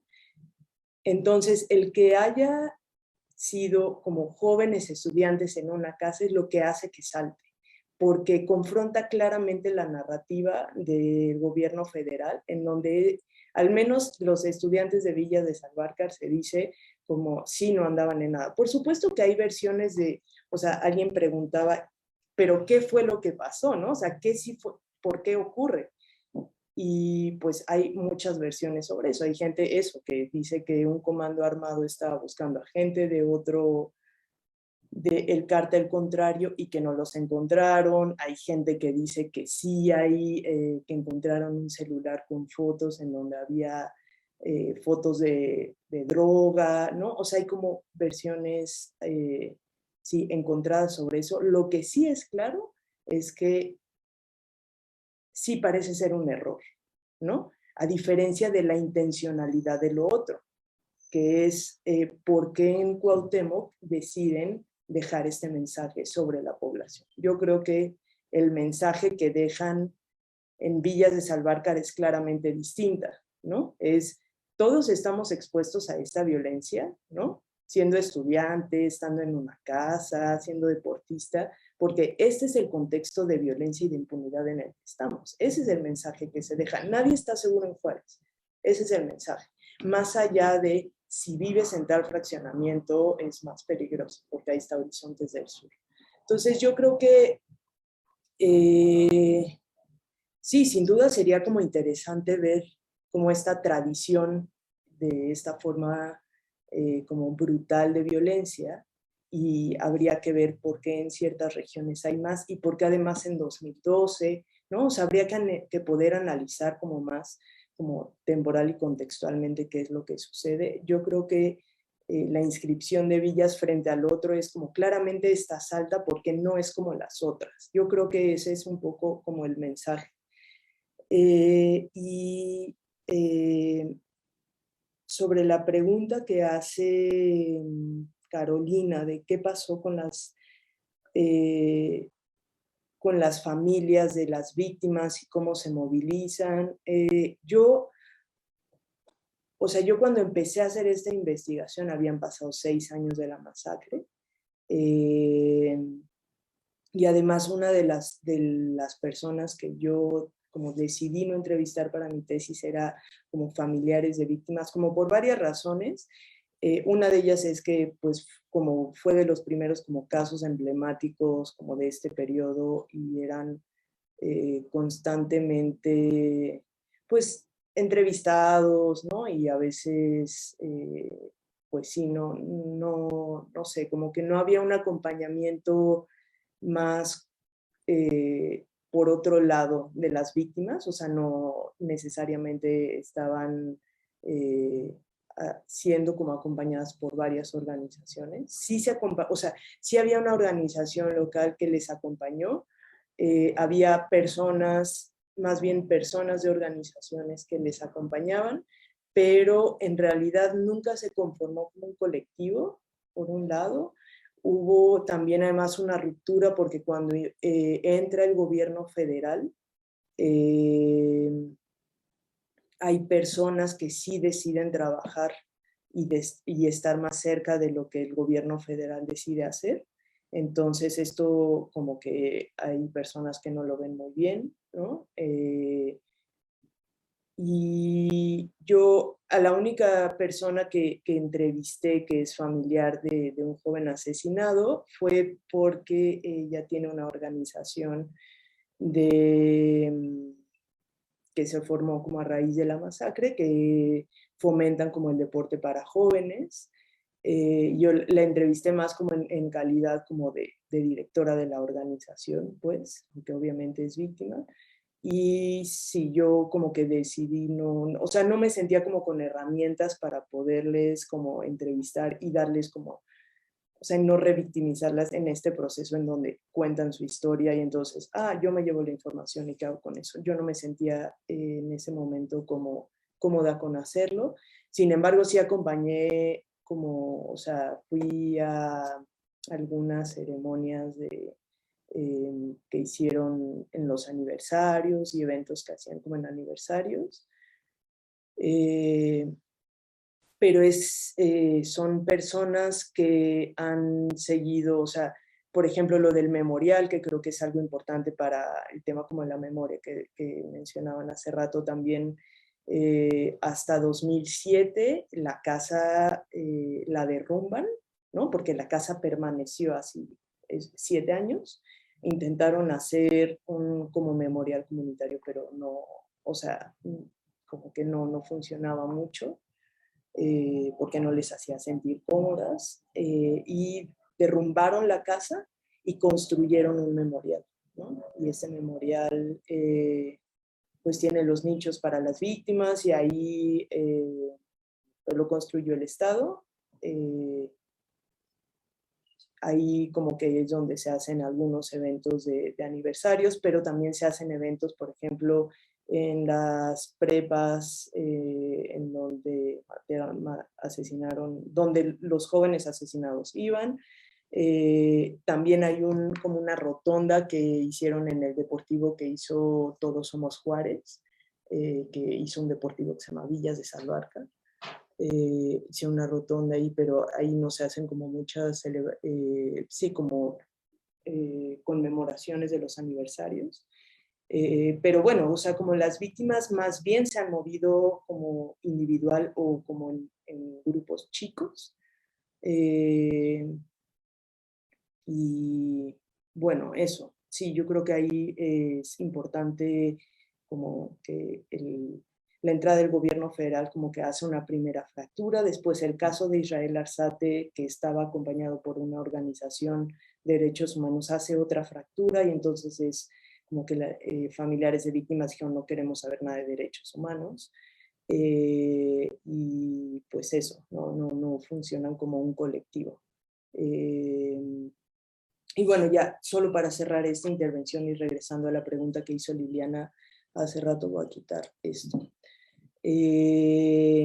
Sobre la diferencia del hecho y del acontecimiento, o sea, esto es importante también decir que es como una separación analítica, no es que así pase como o sea, no es que se pueda tocar un hecho y un acontecimiento, o sea, es como cómo hacemos la diferencia analíticamente para estudiar algo o algo distinto, ¿no? Y el hecho es eso que ocurre y que no necesariamente genera una serie de reacciones ni se desarrolla en el tiempo.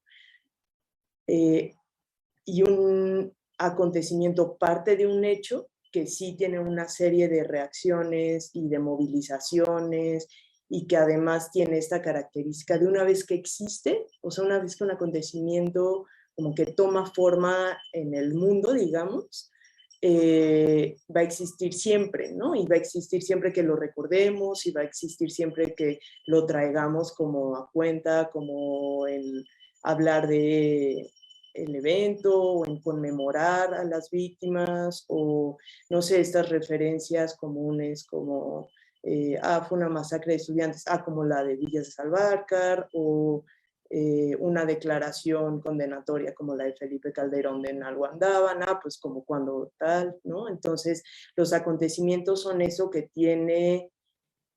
son fenómenos mucho más complejos, ¿no? Donde intervienen como muchas más actores, como muchas más narrativas, que obviamente hay contradicciones al interior, ¿no? Que no, además no sucede de manera lineal, hay muchas cosas que pasan al mismo tiempo. Entonces, bueno, esa es como la diferencia principal, ¿no? Que un hecho no tiene una serie de reacciones, o sea, sí puede tener reacciones, pero no que generen cambios o como rupturas en el mundo, ni en las estructuras, ¿no? Ni en como en la forma de vida de un lugar. Esa sería la diferencia. Gracias, Fabiola. Entonces, vamos a seguir con la segunda ronda de preguntas. Primero voy a leer una que tenemos en Facebook y después doy la palabra a quienes están aquí en Zoom. Lucía Leonor Enríquez dice, nos comentaron en sesiones anteriores que en Colombia algunos movimientos sociales aluden al término masacre para llamar la atención sobre ciertos sucesos, aunque no necesariamente sean masacres. ¿Crees que en México se da este mismo impacto o aún es muy nebuloso como para nombrar estos sucesos? Voy a poner un poquito en contexto la pregunta. En la primera sesión de este seminario, Andrés Suárez, sociólogo colombiano, nos compartió un poco un análisis sobre la dimensión ética y política del concepto masacre y decía que ha sido un concepto que ha variado en el tiempo en su uso en Colombia y que un uso que se le ha dado es para nombrar las desapariciones. Entonces, cuando hay desapariciones consecutivas de muchas personas, aunque no hayan ocurrido en las mismas circunstancias de tiempo, modo y lugar, las familias están usando el término masacre, porque en Colombia cuando tú dices masacre, parece que hay como una transgresión de un límite que se consideraba legítimo. O sea, dices la palabra masacre y salta algo de empatía por la víctima, de preocupación, ¿no? Sí hay como una movilización social en torno al término, entonces hay un uso político, ¿no? A eso se refiere. Y tenemos aquí la mano de Fabricio primero y luego Armando. Adelante, Fabricio. Pues muchas gracias. Gracias, Fabiola, al CIAS. Son tres cuestiones, o un poco para abonar, o comentarios y quizás una pregunta. Hay un informe, por ejemplo, bastante que resuena mucho en los medios de la organización Causa en Común, que habla de las atrocidades y los eventos de alto impacto. Y dentro de las atrocidades, entonces, son informes que circulan mucho en la prensa, incluye, por ejemplo, en el primer punto, masacres, pero también fosas clandestinas, pero también mutilaciones, pero también calcinamientos, tortura, asesinato de niños, etcétera, y se crea un número cada vez bastante grande, pero sin embargo que incluyen todos esos tipos de actos llamados de alto impacto o atrocidades.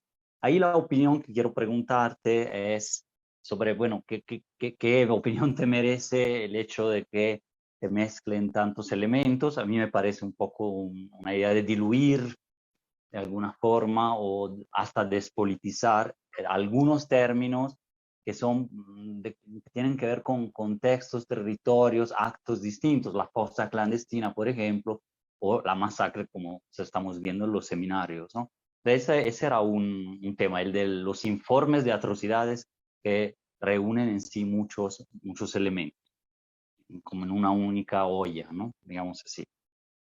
Otro es, sí, como es más un comentario de cómo he detectado también en el extranjero, a veces colaboro con algunos medios italianos, y me llaman sorpresivamente, oye, ¿quieres comentar sobre la masacre de Navidad? Y le ponen un nombre que aquí en México a lo mejor nadie conoce de esa forma, y además muy llamativo, claro, ¿no? Pero le ponen, por ejemplo, el término masacre. Muy pocas veces, bueno, no masacre, matanza, y muy pocas veces masacre como tal. y me parece un ejemplo de esas semánticas cambiantes y cómo pueden manipular la opinión pública y qué interés tienen ahí. Ahí está el relato dominante, ese relato narcocéntrico, digo, despolitizado, ¿no? Sin responsabilidades del Estado. Entonces le ponen nombres llamativos a este tipo de actos. Y entonces una pregunta es, también en México se ha usado selectivamente, como has mostrado, el término masacre en sí. Eh, en Colombia se ha usado más. ¿Qué relación puede tener con el hecho de que se haya declarado o no un conflicto armado o una forma de guerra civil o de conflicto armado o conflicto híbrido o guerra híbrida, pero sí esto en México ha costado mucho trabajo o no se ha declarado ni es un pensamiento como que dominante al contrario. Y entonces como que el término masacre parece ser también más fácil, entre comillas, o más utilizado también en contexto de conflicto armado, como que se duda menos de que sí hay víctimas inocentes, de que sí hay pues una guerra en curso, de que sí hay grupos beligerantes, etcétera, ¿no? Esta era como la segunda, un poquito la relación con conflicto armado. Y la última que había notado, igual sobre la identidad de las víctimas, lo había yo mencionado una vez en otro seminarios sobre la masacre, pero revisando ahorita las notas, igual en Irapuato, en diciembre de 2020, hubo una desaparición masiva de 25 personas de un anexo. Y ahí yo creo que está una clave, como mencionabas. Y 7 meses después hubo una matanza, bueno, una masacre como tal, de 26 personas en un anexo, ahí mismo en Irapuato, ¿no? Entonces, ese tema de la territorialidad, los cuerpos, pero también de la identidad de las víctimas como menospreciadas o desechables, perdonen la palabra, pero bueno, como se ha usado también en otras realidades latinoamericanas, y los mensajes que contiene eso. Así que en Guanajuato esos temas no fueron masacres, ni la desaparición masiva, ni la masacre propiamente dicha, porque eran internos de los anexos, lo cual supone que son delincuentes o presuntos tales o drogadictos, y sin embargo esos anexos son permitidos, tolerados, hasta comanejados por partes del Estado o el municipio o fuerzas públicas que saben que ahí están. Entonces como que me parece que también despolitiza, ¿no? Pues no llamarles masacres y de hecho casi no se recuerdan. Eran un poco estas. Gracias. Armando. Sí, gracias. Bueno, en primer lugar, Fabiola, agradecerte por la ponencia tan fructífera que nos diste. Y bueno, a mí me surgieron un par de preguntas con lo primero que mencionaste, que son en sí los sujetos políticos quienes construyen esto de la masacre. Y bueno, me dio a entender que hubo como una aparición de diferentes narrativas. Y mi pregunta en relación a esto es que si hay una disputa entre estas narrativas, entre se tiene que aceptar o no si es una masacre, y esto en qué se relaciona con el contexto en el que tú lo estás haciendo, que es la guerra contra el narcotráfico. Entonces, esta sería mi primera pregunta.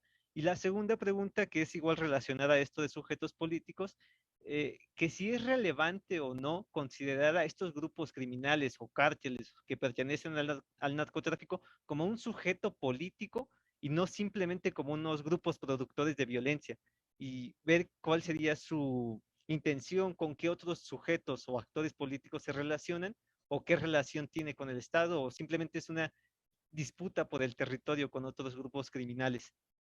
Y en relación a la masacre que nos explicaste, tú bien mencionabas que hay muchas más masacres, pero que no tuvieron como que este significado o esta amplitud. Entonces, ¿cuáles son los elementos que tú considerarías que permitieron que la masacre que nos describiste fuese mucho más llamativa? No sé si esa sea la palabra correcta, que el resto de las masacres. Y ya una última pregunta, un poquito más como teórica, porque bueno, de tu formación sociológica y todo ello, a veces siento que desde la academia este tipo de realidad social o este tipo de acontecimientos se aleja un poco.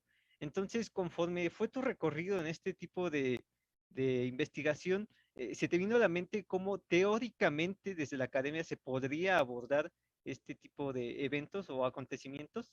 Y bueno, estas serían mis preguntas y gracias, Olga. Bueno, Fabiola, tienes aquí un grupo de preguntas muy interesantes. Si quieres, pues te doy la palabra para este bloque y después vamos a cerrar el seminario después de tu intervención. Adelante. Bueno, igual voy a empezar al revés sobre la pregunta que hace Armando. Sobre las disputas de las narrativas, yo creo que sí hay una disputa de narrativas y hay disputas de varias narrativas como en el desarrollo como de este acontecimiento, digamos. Pero yo no creo que se dispute si es una masacre o no. O sea, como que esa no era una de las disputas. O sea, incluso la declaración de Calderón, la pregunta fue sobre la masacre en Juárez y él contesta, en ningún momento dice eso no fue una masacre. Y cuando, por ejemplo, cuando yo entrevisté a personas de gobierno federal que trabajaban en esto, o sea, que trabajan en Todos Somos Juárez, como que era la referencia constante a la masacre, ¿no? O sea, como que eso no se intentó dejar de decir, ¿no? Yo creo que la primera narrativa que estuvo en disputa fue la inocencia de las víctimas. Yo creo que, y esa disputa fue la que hizo que el acontecimiento haya tomado el camino que tomó, que haya sido Luz María además públicamente como disputando la inocencia de sus hijos, ¿no? Frente a Felipe Calderón y como que en ese momento no era solamente lo que dijo Calderón, sino era la narrativa de la guerra contra las drogas, que era en todos lados, ¿no? O sea, pasaba algo, fue entre ellos, ¿no? En algo andaban. Y como no sé si ustedes se acuerdan como en estos periodos, que detuvieron a tal persona que fue encontrada con no sé cuánta droga y salía la foto de la persona detenida enfrente de un avión y de una mesa, ¿no? ¿Y dónde está la investigación? O sea, como que no se disputaba la inocencia de las personas, ¿no? Y yo creo que aquí esta fue la primera como disputa clara. Después está la disputa, por ejemplo, de Israel, después está la disputa por la justicia, porque hubo 7, o sea, decían que había probablemente 7 personas que dispararon y no había 7 personas detenidas, ¿no? Y hasta la fecha, como las familias de las víctimas dicen que no se hizo justicia sobre su caso, ¿no? Sobre los grupos de narcotraficantes como sujetos políticos, yo sin duda creo que ocupan, o sea, al menos como en esta concepción de los sujetos políticos son quienes hacen un acontecimiento aquí, son centrales. A mí lo que me parece de pronto problemático es que cuando nosotros hablamos como de grupos, como de crimen organizado, es que se simplifica todo. Y entonces, es la disputa por la plaza, es la disputa por el paso, es la disputa por la mercancía, es la disputa por el mercado.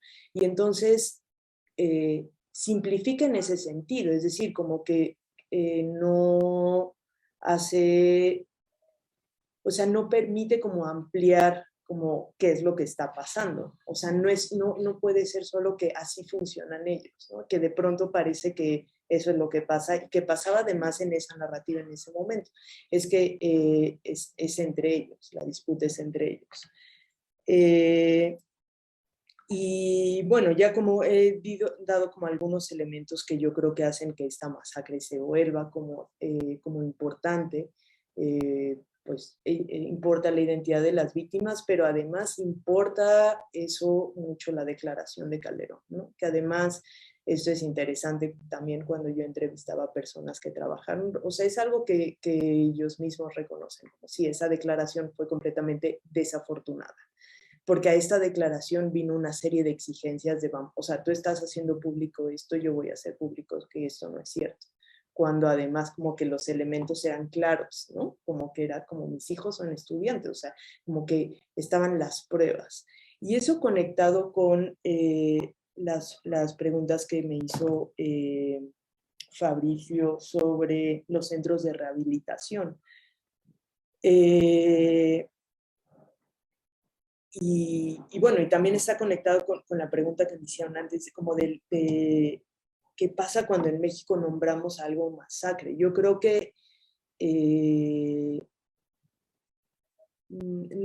no diría que pasa lo que dice Carolina, que pasa en Colombia, en donde evidentemente brincamos y nos sentimos como más empáticos con las víctimas, ¿no? O sea, yo no creo que tengamos como tan arraigado políticamente el término, o sea, no funciona como de esa manera. Yo creo que lo asociamos más como con la brutalidad y con formas como de violencia en donde esto se está saliendo de control, pero no necesariamente creo que nos haga pensar en la empatía. Y yo creo que eso está relacionado con lo que preguntaba Fabricio sobre los centros de rehabilitación y también regresando como al caso de Juárez. O sea, que haya habido en Juárez unos meses antes masacres en centros de rehabilitación a las que sí se les nombraba masacres, eso no necesariamente te hacía empático, porque es un centro de rehabilitación. O sea, creo que la distancia que marca el quiénes son las víctimas es la que pega más, ¿no? O sea, yo también creo que eso, que importa que en la casa en donde pasó, o sea, que tú eras vecino de la casa, o que tú tienes una casa como esa, pero en otra zona de la ciudad, o que tú también haces fiestas en tu casa, o que tú también vas a la universidad. O sea, como el poder enganchar con algún elemento de la víctima o de la situación o de tal, genera como más empatía. Y con los centros de rehabilitación se ven como los otros, ¿no? Y eso es algo pues, que hemos estado platicando aquí, o sea, las otras víctimas, los que no importan, los que claramente iban a acabar en una situación terrible, ¿no? Yo creo que más que el que tenga un uso político de eso, de por qué esas sí se nombran masacres o por qué esas no se nombran masacres, creo que es más bien porque sí hay masacres que generan movilización, ¿no? O que generan, y no solamente, insisto, no es cuántas personas, no es quiénes eran esas personas, sino es quién declaró ante eso, quién cubrió el medio, quién respondió, ¿no? O sea, lo que les decía al principio, es como una mezcla de cosas únicas e irrepetibles, ¿no? Que generan que algo se convierta en algo más grande, ¿no?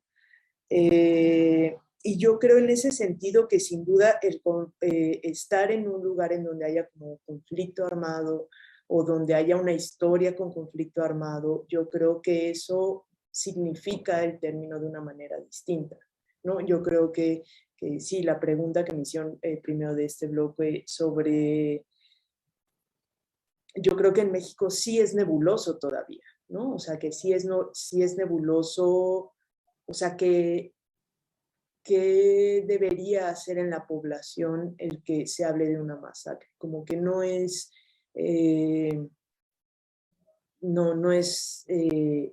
que tenga el mote de masacre no necesariamente genera empatía, no necesariamente genera movilización, no necesariamente genera repudio político. Entonces yo creo que pues sí, son como condiciones más como contextuales o más como del momento y el lugar en donde suceden el que puede generar esto. Y sin duda creo que la masacre y que las fosas y que todas estas formas horribles de violencia se deben como estudiar, no solo estudiar, sino hablar como de ellas y considerarlas en bloques distintos. O sea, porque sí es cierto que si las juntamos es, por supuesto que caben en un campo semántico de formas atroces de violencia, pero eso no nos ayuda a explicar nada sobre las particularidades, y no es solamente las particularidades en las formas de violencia, sino dónde ocurren, ¿no? Quiénes intervienen, cuándo ocurren, ¿no? Y bueno, creo que traté de juntar esas respuestas ahí. Sí, bueno, Fabiola, en verdad es que implica un gran esfuerzo teórico y de imaginación poder contestar estas preguntas, ¿no? Porque pues, no tenemos suficiente material, suficiente claridad también. Creo que tú lo has dicho y la masacre al final es un mensaje, ¿no? Y necesita ser decodificado. y se requiere mucha materia para la interpretación, y a veces nuestras disciplinas tienen muchos límites para poder llevar a cabo esa interpretación. Creo que por eso también hay una apuesta en este tipo de proyectos por un diálogo más interdisciplinario, porque las masacres también tienen un rastro, digamos, en las corporalidades. Requeriríamos que hubiese también un análisis de cómo esas huellas de violencia en los cuerpos implican masacre o no, si hay brutalidad, ¿no? Así que bueno, son muchísimas preguntas que esperamos seguir desgranando y respondiendo con muchas otras voces. Pero te agradecemos mucho hoy que hayas participado de este diálogo, a las personas también que hicieron sus preguntas, todas muy interesantes, nos nutren mucho. Les invitamos también a que si tienen por ahí algún estudio, análisis, si ustedes mismos han estado interesados en el estudio de alguna masacre o acontecimiento de este tipo y quieran compartir con este equipo sus análisis, sus conclusiones, pues también que hagan parte de este diálogo. Por ahora vamos a cerrar este tipo de sesiones abiertas. Vamos a concentrarnos ya en el análisis de los datos, de la información durante los próximos meses, pero pues también queremos invitarles a los otros espacios públicos que tenemos, como GIASF y como Observatorio Etnográfico de las Violencias. Y para eso le voy a dar la palabra a Mayek Querales, la coordinadora de la asamblea del GIASF, para que nos invite a los eventos que tenemos. Gracias, Caro. Pues bueno, les esperamos el próximo 12 de mayo a las 4 de la tarde para dar continuidad al seminario Alejandro Arteaga, que este año está reflexionando sobre las aristas que rodean la construcción de la verdad. El 12 de mayo vamos a abordar el tema de la verdad judicial y la violencia política, confrontando o escuchando experiencias desde Argentina y México. Nos van a acompañar María de José Sarrabairús de la Universidad de Buenos Aires, ella es antropóloga, Roberto Sherbowski, que es abogado, y de México nos van a acompañar Claudia Rangel y Evangelina Sánchez, que han realizado investigación sobre las desapariciones en el estado de Guerrero. Les invitamos, muchísimas gracias y nos vemos, recuerden, el 12 de mayo a las 4 de la tarde. De esta manera, el Grupo de Investigación en Antropología Social y Forense, en colaboración con el Centro de Investigaciones y Estudios Superiores en Antropología Social y el Observatorio de las Violencias, que fueron las instituciones que nos convocan a este seminario, se agradece la participación de Fabiola por la grandísima ponencia que nos acaba de brindar, así como también se agradece a Carolina por coordinar y moderar esta sesión. Sobre todo se agradece a todas las personas que participaron escuchándonos o formando algunas preguntas o comentarios. Sería todo. Muchísimas gracias y que tengan un excelente día.